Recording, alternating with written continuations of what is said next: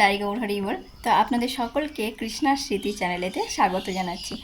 আপনারা এই চ্যানেলেতে দেখতে পাচ্ছেন যে আমার গোপাল সোনার ভোগের রান্না বিশেষ বিশেষ রান্নাগুলো আপনাদের সঙ্গে শেয়ার করি। আপনারা দর্শন করেছেন, প্রসাদও দর্শন করেছেন।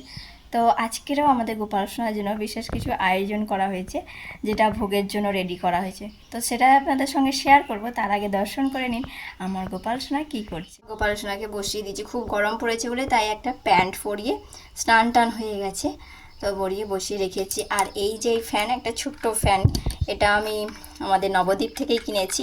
যখন নবদ্বীপ পরিক্রমা হচ্ছিল তখন সোনাকেও নিয়ে যেহেতু পরিক্রমা করেছিলাম, তাই জন্য সেই সময় চাপাহাটি থেকে, সমুদ্রগড় চাপাহাটি, সেখান থেকে আমাদের গোপাল সোনার জন্য এই পাখাটা কিনে এনেছিলাম, আমি কিনে দিয়েছিলাম। যেহেতু গরম পড়ছে বলে সোনাকে এইসব দিয়ে রাখি। আর পাশে জল রেখেছি নিতাই গৌর জন্য। তো এবার চলুন কী কী রান্না হচ্ছে গোপাল সোনার জন্য সেটা দেখাবো। রাধে রাধে। এগুলো যে দেখতে পাচ্ছেন, এগুলো মান কচু। আজকে গোপাল সোনার রান্নার জন্য একটা আইটেম, অনেকগুলো আইটেম আছে, তার মধ্যে এই আইটেমটা শেয়ার করছি। এই মান কচুর একটা আইটেম বানাবো। তো আপনারা পুরো ভিডিওটা আমাদের সঙ্গে থাকুন, আশা করি সকলেরই ভালো লাগবে। একটা নতুন আইটেম, এটা আমি আমার শাশুড়ি মার কাছ থেকে শিখেছি। তো বলে গেছে আমাকে মা যে এটা হালকা একটু সিদ্ধ হয়ে, বেশি একদম সিদ্ধ নয়, প্রেশার কুকারে দিলে তো সিদ্ধটা একদম হয়ে যায়, তাই না কড়াতেই হালকা করে সিদ্ধ করতে বলেছে। অল্প একটু সিদ্ধ বাকি থাকবে, তখন আমি নামিয়ে নেব। একটু বাকি থাকবে তখন নামিয়ে নেব। মশলার জন্য আমি এখানে কী নেব, এক বাটি জল, অল্প একটু জল নিয়েছি। মশলাগুলো এই জলের মধ্যে একটু ভিজিয়ে রাখবো, যেহেতু আমি বাটবো, সিলেতেই বাটবো। আপনারা চাইলে এখানে মিক্সার মেশিন আছে সেখানে করে নিতে পারেন। অল্প পরিমাণে সাদা জিরে দেব,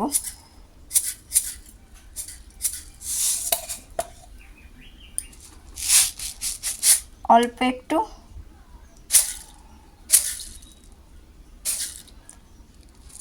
সর্ষে, সাদা সর্ষে, কালো সর্ষে দুটোই মিলেমিশে দিলাম, আর একটু জিরে দেব।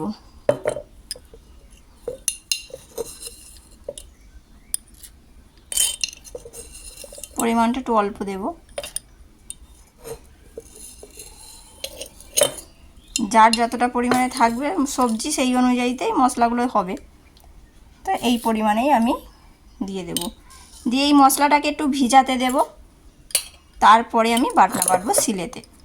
তারপরে আসছি, আপনারা সাথে থাকুন। জয় রাধে।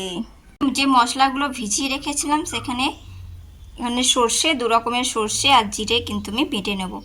আর পাশে আমি যে হচ্ছে মান কচুগুলোকে হালকা সিদ্ধ করেছি, এগুলো জল ঝরাতে দিয়েছি। এবার আমি রান্নাটা আপনাদের সঙ্গে পুরো শেয়ার করছি, আশা করি ভালো লাগবে। একটা নতুন আইটেম, এটা আমি আমার শাশুড়ি মায়ের কাছ থেকে শিখেছি। তো দেখুন, মা খুবই সুন্দর রান্না করতে পারে। যদি কখনো সময় হয়, কোনো ভক্ত যদি আমাদের এখানে আসেন, নবদ্বীপে আসবেন, মায়ের হাতের প্রসাদ পেয়ে যাবেন। তো অবশ্যই এখন দিয়ে আমাদের সঙ্গে থাকুন, পুরো ভিডিওটা শেয়ার করছি। রাধে রাধে।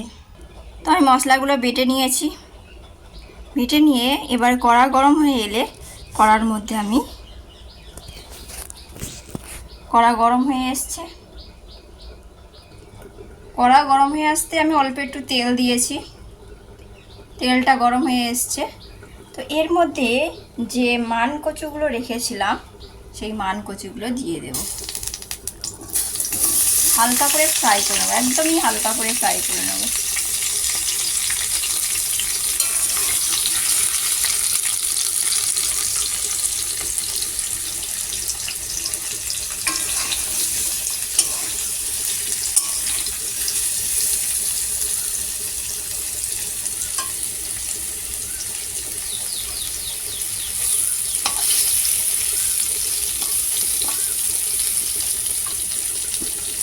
তো এটা ভাজা হতে হতে একদম অল্প পরিমাণে, যেহেতু আমি সর্ষে দিচ্ছি, তো একদম অল্প পরিমাণে একটু পাঁচফোড়ন মেথি দিয়ে দেব।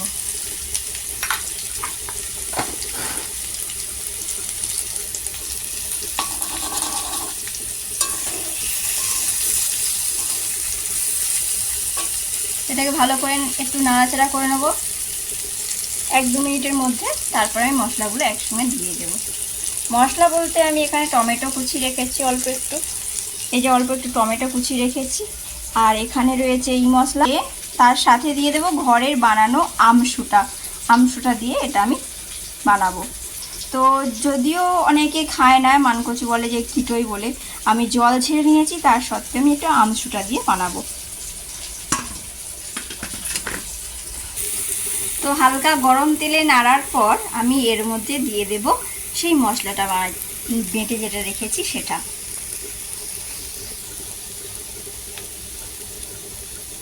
আগুনের তাপটা একটু বাড়িয়ে দেব,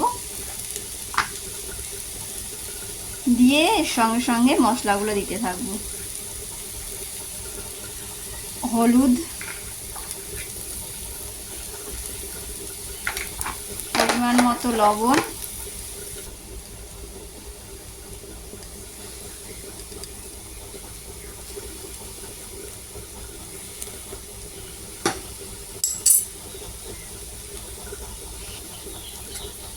আর এই যে মশলা করে রাখা সেটা।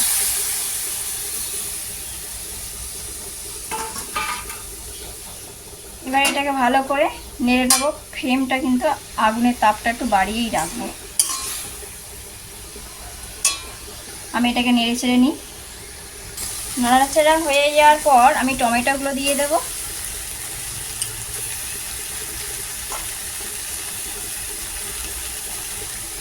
দিয়ে এটাকে আরেকটু ভালো করে নেড়ে নেব।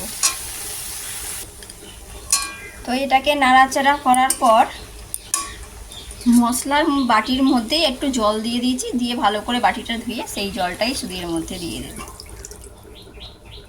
বাস, এবারে আমসুটাগুলো এর মধ্যে দিয়ে দেবো।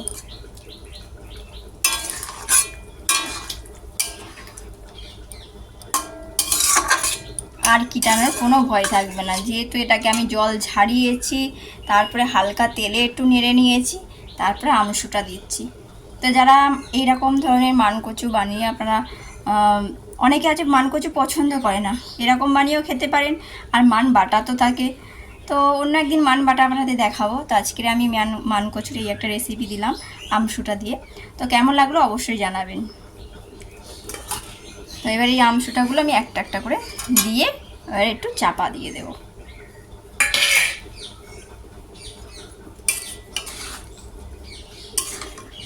এই আমসুটাগুলো মা নিজে বাড়িতে বানিয়ে রেখে দিয়েছে, প্রয়োজন মতো আমরা ব্যবহার করি। বেশিটা টক করে সয়াবিন দিয়ে, ভেন্ডি দিয়ে টক করেই আমরা আমসুটা পাই। তো কখনো কখনো বড়া ভেজে এই আমসুটা দিয়ে টক করে পাই। তো বাস, আমি এটাকে একটু অল্প পরিমাণে জল দিয়ে আমি চাপা দিয়ে রেখে দেবো। বাস, এই অল্পটুকু জল দিলাম, দিয়ে আমি চাপা দিয়ে রেখে দিলেই ফুটে উঠবে। তারপরে নামিয়ে নিলেই আমার গোপাল সোনার ভোগের রেডি। তো আসছি আমরা পরের ভিডিওতে। আপনারা সকলে ভালো থাকুন, সুস্থ থাকুন। রাধে রাধে, নিতাই গৌর প্রেমানন্দে, হরি বল।